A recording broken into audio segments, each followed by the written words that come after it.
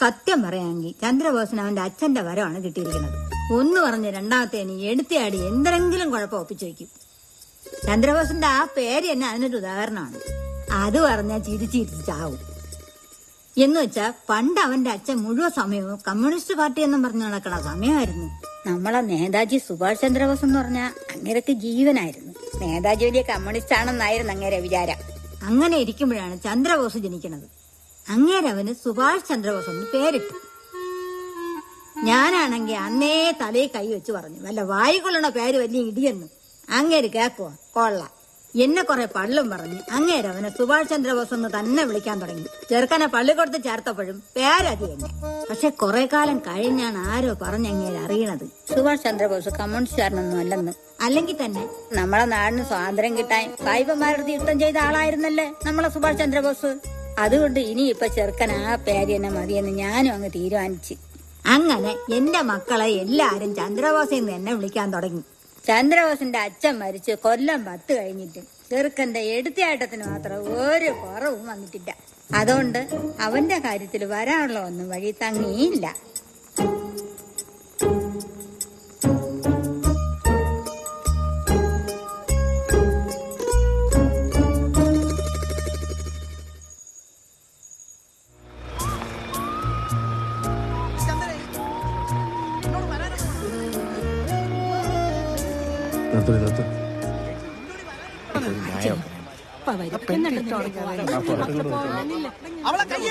അണ്ണാ പെണ്ണിന്റെ തണ്ടപ്പടിയില്ലാണോ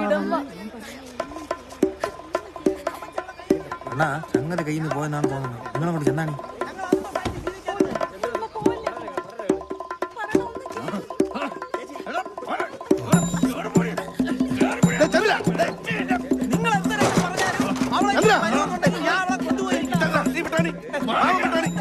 നിങ്ങൾ ആരെങ്കിലും ഒന്ന് വിട്ടാണി, ഞാൻ പറഞ്ഞൊന്ന് കേട്ടാണി.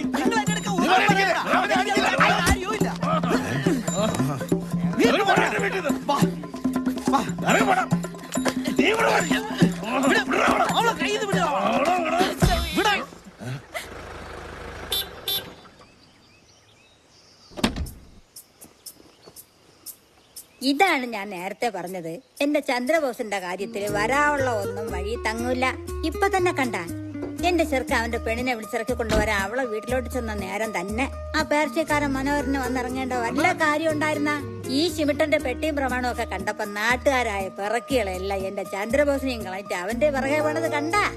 പക്ഷെ ഒരു കാര്യമുണ്ട്, പ്രേമിക്കുന്ന കാര്യത്തിൽ മാത്രം എന്റെ ചന്ദ്രബോസിനെ തോപ്പിക്കാൻ അങ്ങനെ ആർക്കും പറ്റൂല.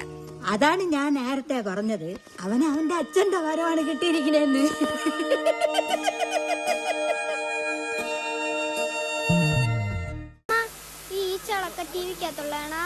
കുറെ നേരമായല്ലോ ഇത് പുല്ല്. ഒരു കത്തെഴുതി കുടപ്പനക്കത്തിലോട്ട് അയച്ചാലെന്നാണ് ഞാൻ വിചാരിക്കുന്നത്. ഇപ്പൊ വരും. പരിപാടിക്കിടയിൽ സാങ്കേതിക തടസ്സം നേരിട്ടത് കേടിക്കുന്നു. ഭൂതല സംപ്രേഷണം തുടരുന്നു. കണ്ട അലക്കാരി വേണ്ടേ തുടങ്ങാറേ.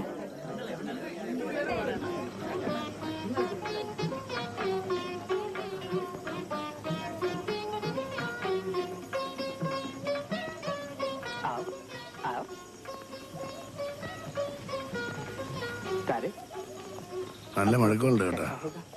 ആടെ അവര് വന്നു ചേച്ചി, നാളെ വരാമേ. ഹൗസ്ഫുൾ ആണല്ലേ. എന്താണ് അല്ലാത്തത്? ഞാൻ ചെറുക്കനെ എടുത്തോടാം.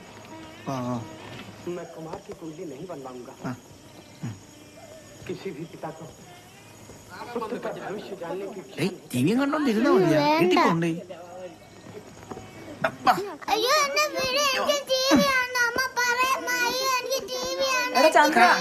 അവനെ കൊണ്ടുപോണ്ടടാ.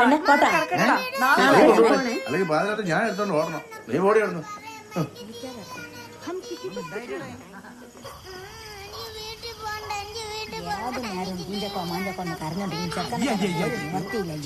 എന്താണ് വിളിക്കുന്നത്? ടി വി കണ്ടോണ്ടിരുന്നിട്ട് എടുത്തോണ്ട് വന്നേനാ.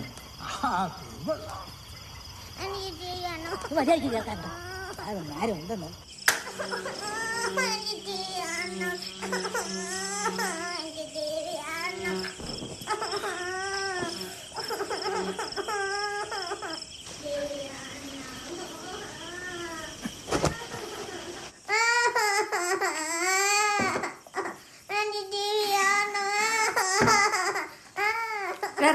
നിർത്ത്.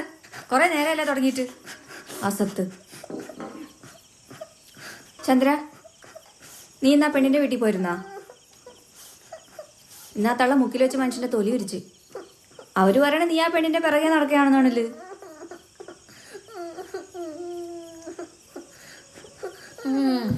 എടാ, അവര് നിനക്ക് അവളെ കെട്ടിച്ചേരാനൊന്നും പോണില്ല. വെറുതെ മനുഷ്യനെ നാണം കെടുത്താൻ. നിനക്ക് പറഞ്ഞാൽ മനസ്സിലാവൂലേ? ചെറിയ കൊച്ചാണെന്ന് വിചാരിച്ചിട്ട് ഒരു മര്യാദയില്ലേ? ഞാൻ നേരം കണ്ടവരെ വീട്ടില് ഇവയും കണ്ടോണ്ടിരുന്നോളൂ. അടിക്കാൻ വേണ്ട. പോയിക്കോ. കാര്യം ചോദിക്കുമ്പോ മനുഷ്യനെ കളിയാക്കിയിട്ട്.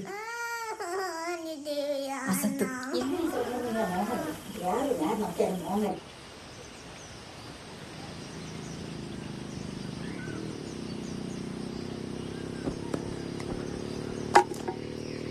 ഇൻകുലാബ് സിന്ദാബാദ്! ഇൻകുലാബ് സിന്ദാബാദ്! ഇൻകുലാബ് സിന്ദാബാദ്!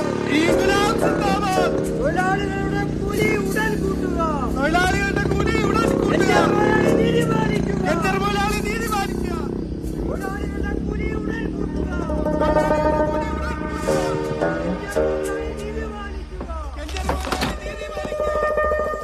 ഇൻകുലാബ് സിന്ദാബാദ്!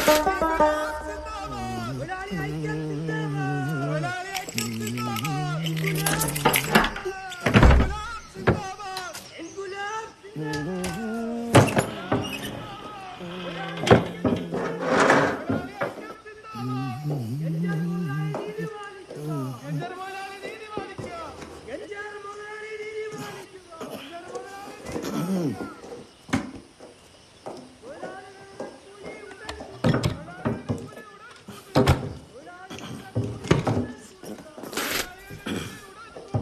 രാവിലെ ഞാൻ വന്നപ്പോഴേ ഈ നടയിൽ മൊത്തം പട്ടിത്തീട്ടം കിടക്കണം മുതലാളി. ആ ഗേറ്റിന്റെ മൂട്ടിൽ നിന്ന് ഇതുവരെ ആണ്ട ഇവിടം വരെ ഉണ്ടായിരുന്നു. 2-3 ഗ്ലാസ് വെള്ളം ഒഴിച്ചിട്ടാണ് പോയത്. സംഗതി വല്ല മനുഷ്യന്മാരെയാണെന്നാണ് എന്റെ സംശയം. അല്ല, 1-2 പണിമുടക്കെന്ന് പറഞ്ഞാൽ റോട്ടിൽ കിടപ്പുണ്ടല്ലോ, അവന്മാരാവാനാണ് സാധ്യത. എനിക്ക് രാവിലെ വേറൊന്നും പറയാനില്ലേ? അങ്ങനെയല്ല മുതലാളി, പട്ടിത്തീട്ടാണെങ്കിൽ സഹിക്കാം. മനുഷ്യനാണെങ്കിലാ നാളെ അവന്മാർ ഇത് തന്നെ ആവർത്തിക്കും. എന്നാ താനൊന്നും പോകണ്ട, ഇവിടെ കിടന്നു. തീട്ടുവാരാന്ന് അറിഞ്ഞിട്ട് പോയാ മതി. ഇൻകുലാബ് സിന്ദാബാദ്! ഇൻകുലാബ് സിന്ദാബാദ്! ഇൻകുലാബ് സിന്ദാബാദ്! തൊഴിലാളികളുടെ കൂലി ഉടൻ കൂട്ടുക!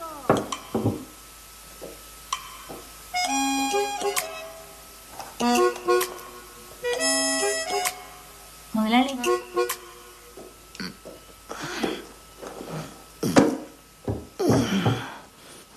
இந்த மாதம் ரிசல்ட்னு പറയാൻ ஒன்றுமே இல்லை. എല്ലാവർക്കും കൂലി മുടങ്ങാതെ കിടക്കണം. വരുതും പോറതും തോന്നുമ്പം ஏதாவது கேட்டால் நான் ஐயா கம்பெனி க்ளோஸ் பண்ணி போகிறதுக்கு எனக்கு தெரியாமல்ல. எனக்கு புண்ணியம் கிடைக்கணும்னு எல்லாவரும் விசாரம். பைக்கோ ஒன்றுமே பேசண்டா. ரிசல்ட்டு கிடைக்கலைக்கு கம்பெனியாக போட்டு